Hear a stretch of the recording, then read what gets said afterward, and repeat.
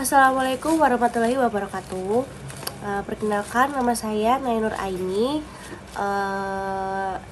dengan NIM 24320979 dari kelas 3C Didik Akuntansi. Di sini saya akan menjelaskan atau mempresentasikan artikel hasil penelitian yang saya buat. Nah, langsung saja kita langsung masuk ke materi yang pertama, yaitu ada definisi. Definisi itu mengenai artikel hasil penelitian, yaitu tulisan ilmiah yang disusun berdasarkan hasil suatu kegiatan penelitian, baik penelitian lapangan, eksperimen, maupun studi pustaka yang bertujuan untuk melaporkan temuan dalam menganalisis data. Nah, secara umum itu artikel hasil penelitian memiliki ciri-ciri sebagai berikut. Yang pertama ada berdasarkan data empiris atau ditulis dari hasil. Yang kedua ada penelitian nyata, bukan opini atau tinjauan teori semata. Yang ketiga ada menggunakan metode ilmiah, yaitu memuat langkah-langkah penelitian seperti rumusan masalah, tujuan, metode, hasil, dan kesimpulan. Yang keempat ada objektif dan sistematis, yaitu dengan disusun menggunakan bahasa ilmiah, logis, dan mengikuti struktur tertentu. Yang kelima ada dapat dipertanggungjawabkan dengan menyertakan sumber data, referensi, dan analisis yang valid. Untuk struktur umum artikel hasil penelitian biasanya meliputi yang pertama ada judul dan identitas penulis, yang kedua ada abstrak dan kata kunci, yang ketiga ada pendahuluan yang berisi tentang latar belakang, rumusan masalah atau tujuan, yang keempat ada metode penelitian, yang kelima ada hasil atau pembahasannya, yang keempat ada kesimpulan dan saran, dan yang terakhir ada daftar pustaka. Untuk yang selanjutnya adalah pengertian artikel dari hasil penelitian. Artikel hasil penelitian adalah karya tulis ilmiah yang berisi laporan lengkap mengenai proses dan hasil dari suatu kegiatan penelitian yang telah dilakukan secara sistematis terkait metode ilmiah tertentu. Nah, dalam artikel hasil penelitian, penulis juga menyajikan secara jelas latar belakang masalah, tujuan penelitian, metode yang digunakan, hasil yang diperoleh dari pembahasan terhadap hasil tersebut. Dengan demikian, artikel hasil penelitian dapat diartikan sebagai bentuk komunikasi ilmiah yang bertujuan untuk menyebarluaskan pengetahuan baru berdasarkan bukti empiris dan analisis yang dapat dipertanggungjawabkan secara ilmiah. Nah, untuk yang selanjutnya ada tujuan pembuatan artikel hasil penelitian. Yang pertama ada menyebarluaskan hasil penelitian, bertujuan untuk membagikan temuan atau hasil penelitian kepada masyarakat ilmiah agar hasil tersebut dapat diketahui, dikaji, dan dimanfaatkan oleh pihak lain. Yang kedua ada mengembangkan ilmu, pengetahuan, dan teknologi. Nah, melalui publikasi hasil penelitian ini, ilmu pengetahuan akan terus berkembang karena peneliti lain dapat menggunakan hasil tersebut sebagai dasar untuk penelitian berikutnya. Yang ketiga ada membuktikan dan mendukung teori. Artikel penelitian ini dapat digunakan untuk memperkuat, membantah, atau memodifikasi teori yang sudah ada berdasarkan bukti empiris yang ditemukan dalam penelitian. Yang keempat ada memberikan solusi terhadap permasalahan nyata. Nah, hasil penelitian ini seringkali diarahkan untuk menjawab permasalahan yang terjadi di masyarakat, sehingga artikel ini menjadi sarana penyampaian solusi yang didasarkan pada kajian ilmiah.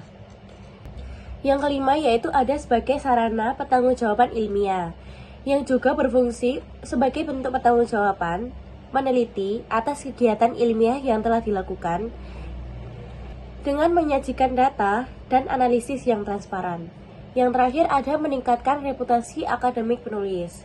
Nah, melalui ini peneliti atau mahasiswa menulis hasil penelitian dapat menjadi bukti kontribusi terhadap dunia akademik dan meningkatkan kredibilitas dalam bidang keilmuannya. Selanjutnya ada langkah-langkah pembuatan artikel. Dalam penyusunan artikel hasil penelitian, diperlukan tahapan yang sistematis agar isi tulisan jelas, logis, dan sesuai kaidah ilmiah. Nah, di atas ini ada contoh langkah-langkah umumnya, yaitu yang pertama, ada menentukan topik dan tujuan penelitian, yaitu untuk menentukan topik yang menarik dan relevan dengan bidang ilmu yang digeluti. Topik ini juga harus memiliki permasalahan yang dapat diteliti dan memberikan kontribusi terhadap pengetahuan. Dan yang kedua, ada melakukan penelitian atau pengumpulan data. Nah, setelah menentukan topik tadi, peneliti dapat melakukan penelitian sesuai metode yang dipilih, bisa berupa eksperimen, survei, studi pustaka, wawancara, atau observasi untuk memperoleh data yang valid. Yang ketiga, ada menganalisis data penelitian. Data yang telah dikumpulkan kemudian diolah dan dianalisis menggunakan metode ilmiah, bertujuan untuk menemukan pola, hubungan, atau temuan penting yang menjawab rumusan masalah penelitian. Dan yang keempat, ada menyusun kerangka artikel. Nah, sebelum penulisan, buatlah kerangka atau struktur artikel agar isi tulisan tersusun rapi.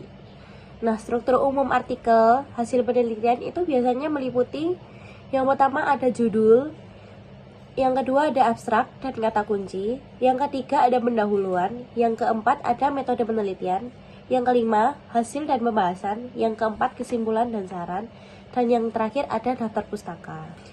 Yang kelima ada menulis artikel secara sistematis, yaitu menggunakan bahasa ilmiah yang jelas, objektif, dan menggunakan kalimat efektif. Dan yang keenam, melakukan pengecekan dan penyutingan, yaitu atau sama dengan revisi, dengan membaca kembali artikel untuk memperbaiki kesalahan ejaan, tata bahasa, logika penulisan, atau ketidaksesuaian format.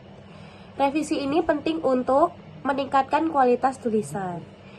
Dan yang ketujuh, ada mempublikasikan artikel, yaitu langkah terakhir untuk mengirimkan artikel ke jurnal ilmiah, proceeding seminar, atau media akademik lainnya, agar hasil penelitian dapat dibaca dan dimanfaatkan oleh masyarakat ilmiah.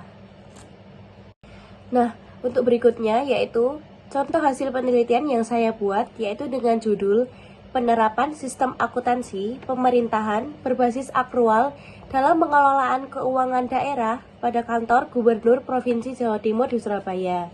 Yaitu dengan yang pertama ada abstrak, dapat dibaca dengan tujuan penelitian ini adalah untuk mengetahui bagaimana sistem akuntansi pemerintahan diterapkan, kendala yang dihadapi, serta upaya yang dilakukan dalam meningkatkan efektivitas dan akuntabilitas laporan keuangan daerah. Nah, metode penelitian yang digunakan yaitu adalah deskriptif, kualitatif, dengan teknik pengumpulan data melalui observasi, wawancara, dan studi dokumentasi pada Badan Pengelolaan Keuangan dan Aset Daerah atau BPKAD. Hasil penelitian menunjukkan bahwa penerapan SAP berbasis akrual telah berjalan dengan baik, sesuai dengan Peraturan Pemerintahan Nomor 71 Tahun 2010. Penggunaan aplikasi Simda Keuangan dan Sakti membantu mempercepat proses pencatatan dan pelaporan keuangan. Namun, beberapa kendala masih ditemukan, seperti keterlambatan pelaporan dari perangkat daerah dan kurangnya pemahaman aparatur terhadap sistem akrual. Secara umum, penerapan ini mampu meningkatkan transparansi dan akuntabilitas keuangan daerah. Berikut ada kata kunci sesuai yang ada di contoh, yaitu mengenai akuntansi pemerintahan, SAP akrual, keuangan daerah, dan kantor gubernur Jawa Timur. Selanjutnya ada pendahuluan. Akuntansi pemerintahan merupakan bagian penting dari sistem pengelolaan keuangan negara dan daerah. Penerapan sistem akuntansi yang baik bertujuan untuk menciptakan tata kelola keuangan yang transparan, akuntabel, dan sesuai dengan prinsip good governance. Pemerintah Provinsi Jawa Timur sebagai salah satu provinsi besar di Indonesia memiliki tanggung jawab besar dalam mengelola keuangan daerah dengan sistem yang tertib dan efisien sejak diberlakunya standar akuntansi pemerintahan atau SAP berbasis akrual melalui Peraturan Pemerintah Nomor 71 Tahun 2010. Seluruh instansi pemerintah termasuk Kantor Gubernur Provinsi Jawa Timur Namun, dalam pelaksanaannya masih ditemukan berbagai kendala seperti keterbatasan sumber daya manusia, kendala teknis penggunaan aplikasi, dan koordinasi antarisasi. Oleh karena itu, penelitian ini dilakukan untuk mengetahui bagaimana penerapan akuntansi pemerintahan berbasis akrual di kantor Gubernur Provinsi Jawa Timur. Dan yang selanjutnya ada metode penelitian. Penelitian ini saya menggunakan metode deskriptif kualitatif yang bertujuan untuk menggambarkan penerapan akuntansi pemerintahan berbasis akrual secara faktual dan sistematis. Nah, subjek penelitian yang saya buat yaitu meliputi Kepala Subbagian Akuntansi, Bendahara Pengeluaran, Pejabat Penatausahaan Keuangan atau PPK, yang terakhir ada staf pelaksana bagian keuangan.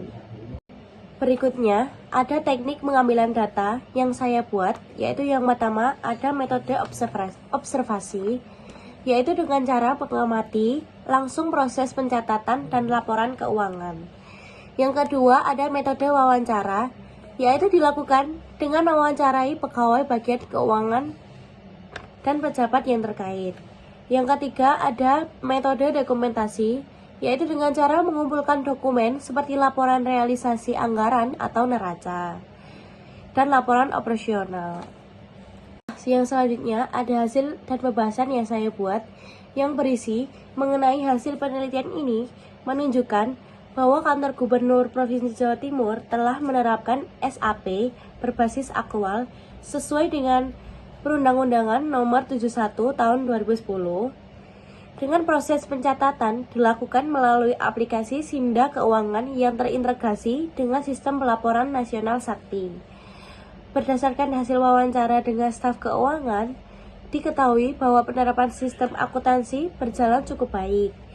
Pegawai sudah memahami sebagian besar prinsip akrual, namun masih ditemukan kendala berupa yang berisi keterlambatan pelaporan dari SKPD. Yang kedua ada kesalahan input data transaksi. Yang ketiga kurangnya pelatihan teknis untuk operator baru. Secara umum, penerapan akuntansi pemerintahan berbasis akrual di kantor Gubernur Provinsi Jawa Timur telah berjalan dengan baik. Penggunaan aplikasi Simda membantu mempercepat proses pencatatan dan peningkatan akurasi laporan. Selain itu, audit internal dan eksternal dilakukan secara rutin untuk menjaga akuntabilitas. Dan yang selanjutnya ada kesimpulan dan saran, yaitu penerapan sistem akuntansi pemerintahan berbasis akrual di kantor Gubernur Provinsi Jawa Timur telah berjalan sesuai ketentuan SAP dan Perundang-undangan Nomor 71 Tahun 2010. Penggunaan aplikasi Simda Keuangan mempermudah proses pencatatan dan pelaporan keuangan daerah. Kendala utama yang masih dihadapi adalah keterbatasan sumber daya manusia dan keterlambatan pelaporan dari beberapa SKPD. Dan saran saya berisi mengenai pemerintah Provinsi Jawa Timur perlu mengadakan pelatihan berkelanjutan bagi aparatur keuangan daerah. Yang kedua, sistem Simda dan Sakti perlu ditingkatkan agar lebih cepat dan mudah diakses. Yang ketiga, diperlukan sistem monitoring dan evaluasi terpusat untuk menjaga konsistensi pelaporan keuangan seluruh perangkat daerah. Nah, sekian untuk presentasi yang saya buat dan penjelasan yang saya jelaskan. Jika ada salah kata atau perkataan yang kurang baik, mohon maaf. Wassalamualaikum warahmatullahi wabarakatuh.